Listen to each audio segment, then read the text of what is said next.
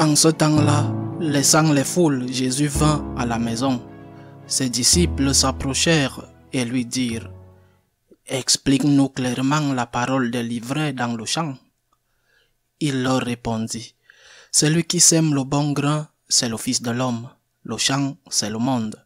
Le bon grain, ce sont les fils du royaume. L'ivraie, ce sont les fils du mauvais. L'ennemi qui l'a semé, c'est le diable. La moisson, c'est la fin du monde. Les moissonneurs, ce sont les anges.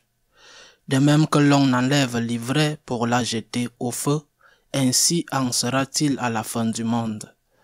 Le Fils de l'homme enverra ses anges, et ils enlèveront de son royaume toutes les causes de chute et ceux qui font le mal. Ils les jetteront dans la fournaise. Là, il y aura des pleurs et des grincements de dents. Alors les justes resplendiront comme le soleil dans le royaume de leur Père. Celui qui a des oreilles, qu'il entende. Acclamons la parole de Dieu. Le message de l'Évangile d'aujourd'hui est aussi clair qu'il est inconfortable et impopulaire.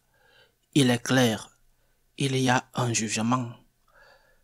Mieux, il y a deux jugements. Un jugement personnel, immédiat après notre mort, et un jugement final, collectif. Il y a un jugement personnel dont les conséquences, bonnes ou mauvaises, ou régulières au purgatoire.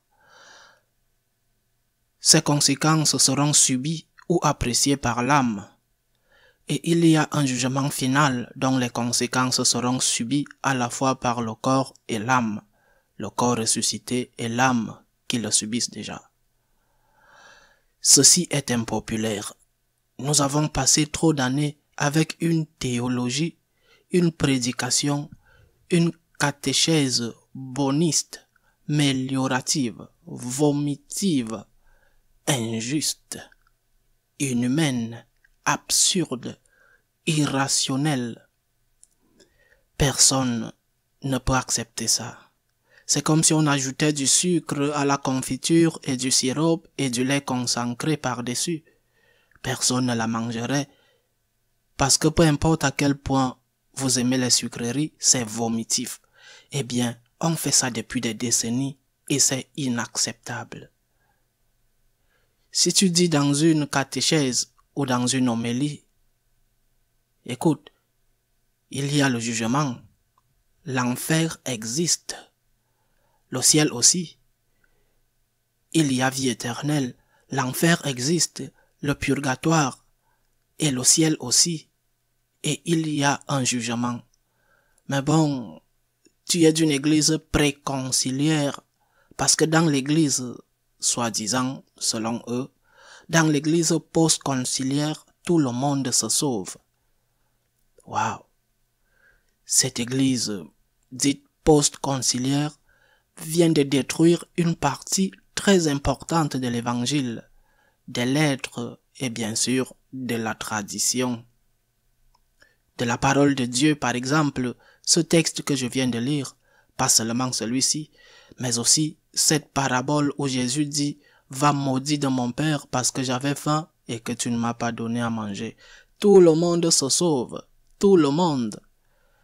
C'est une sorte de café pour tout le monde. Tout le monde se sauve. Bienvenue au paradis pour les corrupteurs, les violents, les maris qui tapent sur leurs femmes, les abuseurs d'enfants, les assassins, les trafiquants de drogue.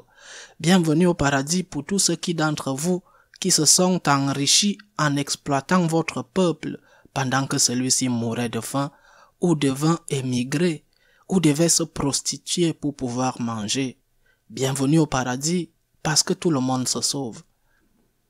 C'est vomitif, inhumain, injuste, et je ne sais pas quel adjectif plus méprisant je pourrais utiliser pour parler de cette théologie. C'est-à-dire qu'au paradis sera, selon tous ces bonus absurdes, au paradis sera la mère Teresa jouant aux cartes avec Hitler, bien sûr. Le violeur, le meurtrier, celui qui a abusé des enfants sera en paix avec Saint-Pierre et la Sainte Vierge. Et pas parce qu'au dernier moment il s'est repenti de ses péchés. Non. parce que tout le monde se sauve.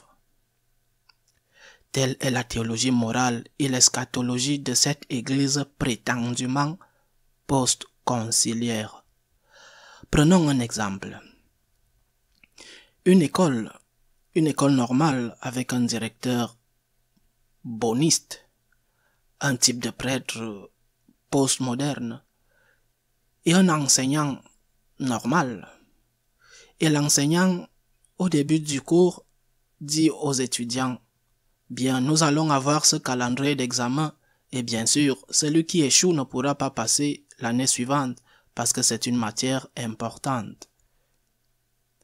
Rappel à l'ordre immédiat par le directeur suite à des plaintes des parents des élèves.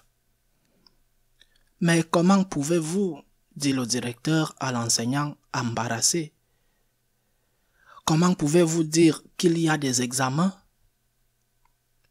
Dans cette école, nous avons une pédagogie positive. Nous stimulons les élèves à étudier pour apprendre. Parce que demain, ils devront être des hommes et des femmes avec un avenir. Nous les stimulons pour apprendre. Pourquoi leur parler des examens?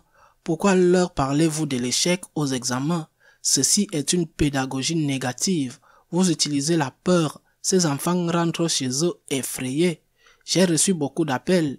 Il y a même des plaintes de l'autorité parce que vous avez utilisé la violence verbale contre eux. Vous leur avez dit qu'il y a des examens, que c'est horrible. Et le professeur demande au directeur: désolé monsieur le directeur, mais il y a des examens? Et le directeur répond: bien sûr qu'il y a des examens, comment ne pas avoir d'examen? Donc le problème n'est pas qu'il n'y a pas d'examen, mais que je les ai prévenus qu'il y a des examens. Et si je ne les préviens pas et qu'il y a des examens, parce que s'il n'y a pas d'examen, c'est une autre affaire. J'ai mal fait, j'ai dit qu'il y a des examens alors qu'il n'y en a pas. J'aurais dû dire: vous devez étudier, c'est votre devoir d'étudier, c'est important d'étudier pour apprendre. Dans la vie, il faut savoir. Mais si tu n'étudies pas, il ne se passe rien. Si tu n'étudies pas, ce n'est pas important. Tu passeras à l'année suivante, que tu connaisses ou non. Ne t'inquiète pas parce que nous sommes tous très bons ici. Donc, si tu étudies ou non, je vais te donner un 10 tableau d'honneur. Tu es un champion. Oui, monsieur, un champion qui n'a pas étudié de toute l'année. Tu vas être comme l'autre qui a étudié. Tu vas avoir ton certificat d'études, ton diplôme, ton titre d'architecte, de médecin, d'ingénieur. Et puis tu ne sais même pas poser un sparadrap. Eh bien, quelle importance cela a-t-il que la maison que tu vas construire s'écroule parce que tu ne sais même pas qu'est-ce que c'est qu'une règle de croix? Eh bien, quelle importance cela a-t-il? Une pauvre victime, quelle différence cela a-t-il? C'est ce qu'on nous propose. Quelle absurdité! Une école où il y a des examens et où les enfants ne sont pas prévenus, c'est injuste.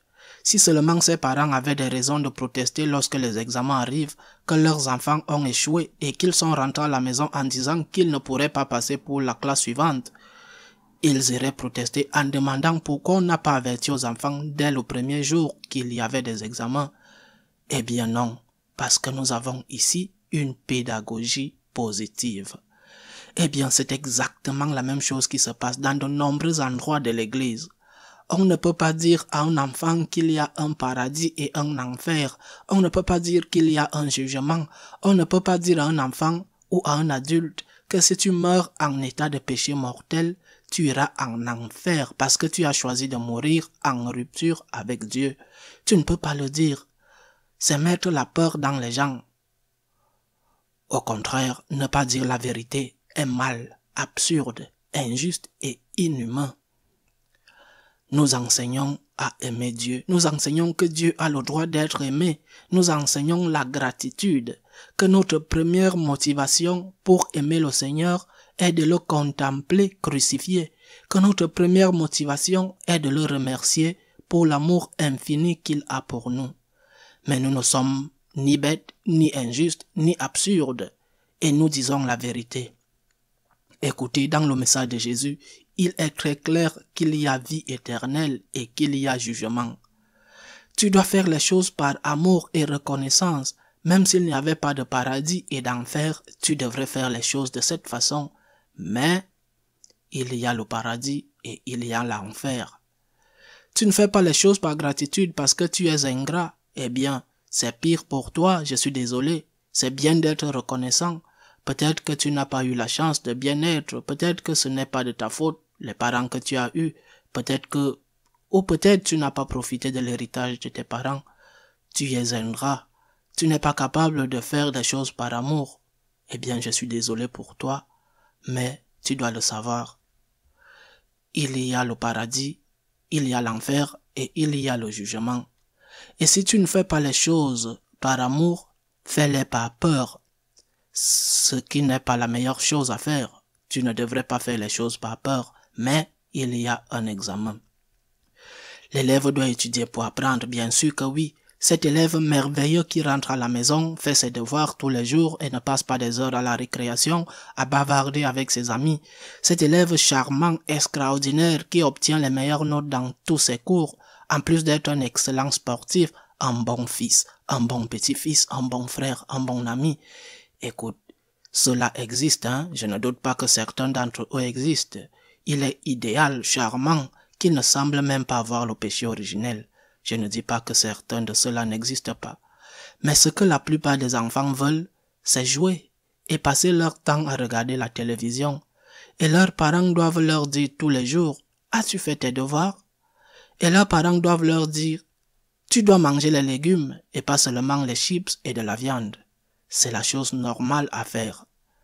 Nous, je le répète, exhortons à l'amour de Dieu. Nous parlons de gratitude. Nous disons quelle douleur Jésus éprouve parce que lui qui est amour n'est pas aimé.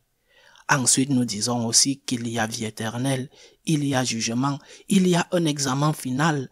Et celui qui ne passe pas cet examen final, je suis désolé, mais il sera en enfer.